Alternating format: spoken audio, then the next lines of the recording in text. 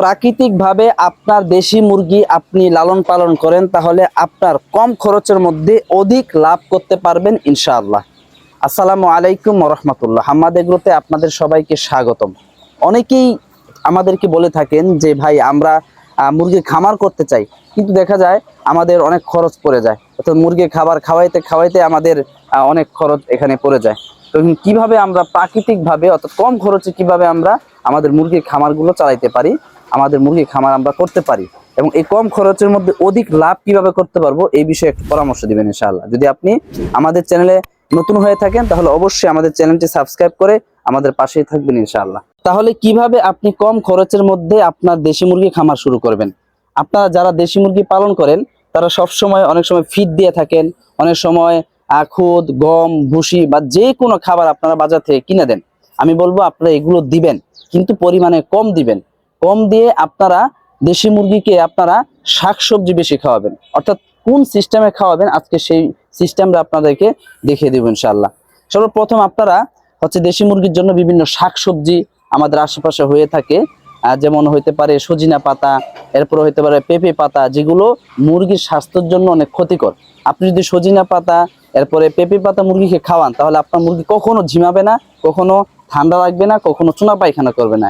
এই চুনা পায়খানার জন্য এই পেঁপে পাতাটা অনেক বেশি উপকারী। এই জন্য আপনারা এই পেঁপে পাতা, সজিনা পাতা অর্থাৎ এই ধরনের যে শাকসবজি আছে এগুলো আপনারা নেবেন।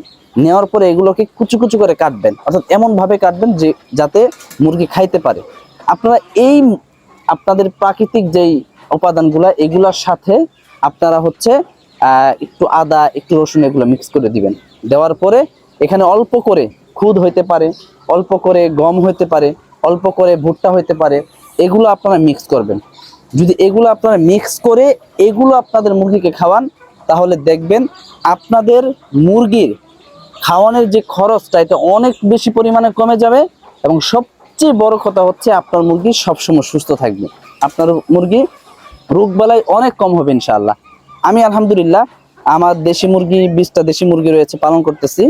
আমি প্রত্যেক মাসে আলহামদুলিল্লাহ 20টা দেশি মুরগির পিছনে মাত্র 500 টাকা খরচ হয়। কিভাবে খরচ হয় এবং এইখান থেকে আমি ডিম বিক্রি করি, প্রতি মাসে 3000 টাকা আমার প্রফিট হয়। কিভাবে হয় এই সম্পর্কে অবশ্যই একটা ভিডিও আপনাদেরকে আমি দিব ইনশাআল্লাহ, নিয়ে আসবো। তো আমি যেভাবে করতেছি এইভাবে আপনাদেরকে শেয়ার করি। তো আপনারা যারা দেশি মুরগি খামার করতে চান তাহলে এই পদ্ধতিতে করতে পারেন। অর্থাৎ খরচও কম লাগবে, আপনার টাকাটাও আপনার কম লাগবে, এবং কিন্তু প্রফিটটা বেশি হবে ইনশাআল্লাহ, বুঝছেন? তো এখন যদি আপনি না বুঝে দেশি মুরগি খামার করেন বা অন্যান্য জাতের মুরগিগুলো খামার করেন, দেখা যায় আপনি শুধু খাবার কিনে খাওয়াচ্ছেন, কিন্তু এখান থেকে আপনি কোনো প্রফিট বের করতে পারছেন না। এভাবে করলে আপনি এই খামার জগতে টিকে থাকতে পারবেন না।